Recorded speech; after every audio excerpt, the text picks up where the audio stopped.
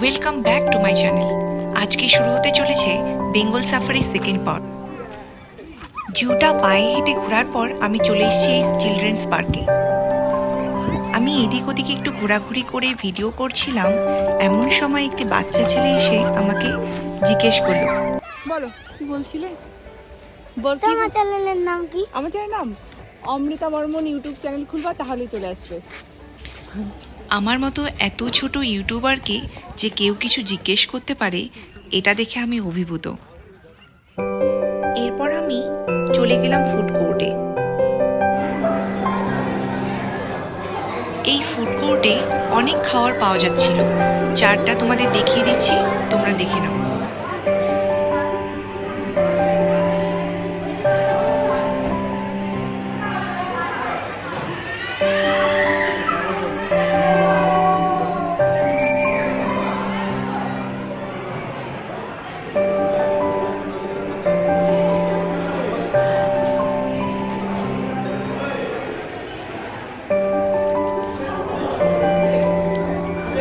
আমি একটি Darjeeling tea order দিয়েছিলাম, যেটার প্রাইস হয়েছিল 40 টাকা।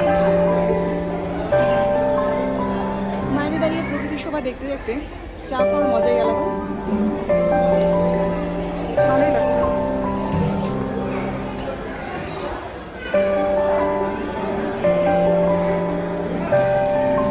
চা খাওয়া শেষ করেই তৈরি হয়ে নিলাম গ্র্যান্ড সাফারির জন্য, যেটার জন্য আমি এখানে এসেছি।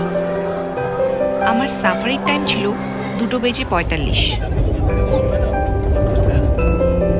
বন্ধুরা, আমি সাফারির গাড়িতে চড়ে বসছি, আর আমাদের গাড়ি ধীরে ধীরে এগিয়ে চলেছে গভীর জঙ্গলের দিকে।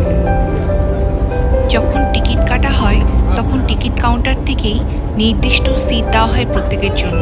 সেটা আমার জানা ছিল না, তাহলে আমি তাদের রিকোয়েস্ট করতাম যাতে আমাকে সামনের দিকে বসার সিট দিতে। যাই হোক, যতটা সম্ভব পেরেছি আমি জুম করে তোমাদের দেখানোর চেষ্টা করছি। প্রথমেই দেখতে পেলাম দুটো হাতিকে, এরা জয় রাইডের জন্য প্রস্তুতি নিচ্ছিল। এরপর আমরা দেখতে পাবো স্পটেড ডিয়ার।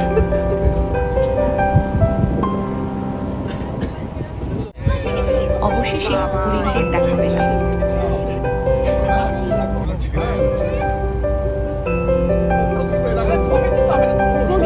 হরিণগুলোকে দেখতে সত্যিই খুব সুন্দর লাগছিল। এগুলো হলো স্পটেড ডিয়ার। এছাড়াও দেখতে পেলাম ময়ূরদের।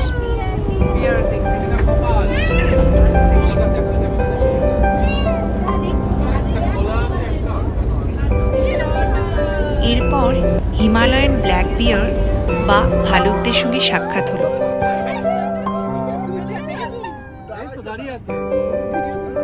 সামনে থেকে ভালুক দেখার মজাই আলাদা। এটা ছিল এক অসাধারণ অভিজ্ঞতা। আমরা দুটো বেয়ারকে দেখেছিলাম।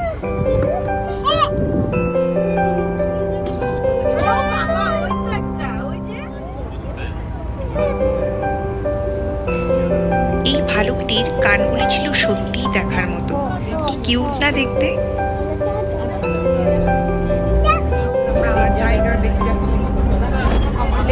এরপর ধীরে ধীরে আমরা এগিয়ে চললাম চিতাবাঘের ডেরায়। এখানে প্রত্যেকটা জায়গায় গেটের ব্যবস্থা করেছে ওরা। গেট খুলে দিলে তবেই সাফারির জন্য গাড়ি ভেতরে প্রবেশ করতে পারে। ড্রাইভার দাদার কাছ থেকে জানতে পারলাম যে দুটো সিংহ আনা হয়েছে, কিন্তু সেগুলোকে এখনো জঙ্গলে ছাড়া হয়নি। তাই তোমরা যদি এর পরবর্তীতে বেঙ্গল সাফারি করতে চাও, হয়তো তোমরা সিংহের দেখা পাবে।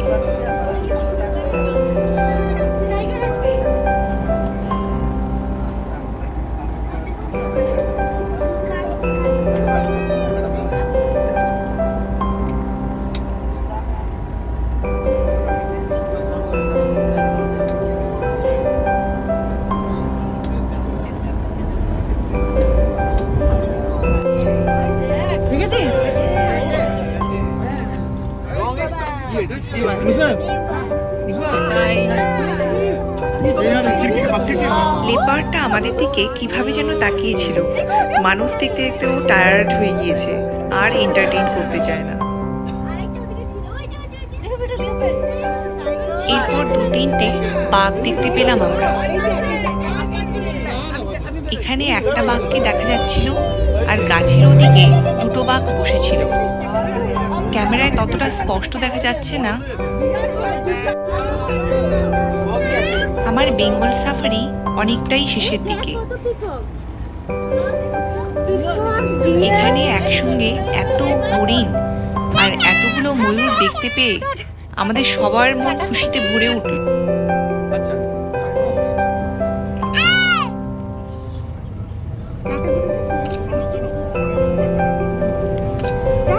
এক ঘন্টার গ্র্যান্ড সাফারি এখানেই শেষ হলো।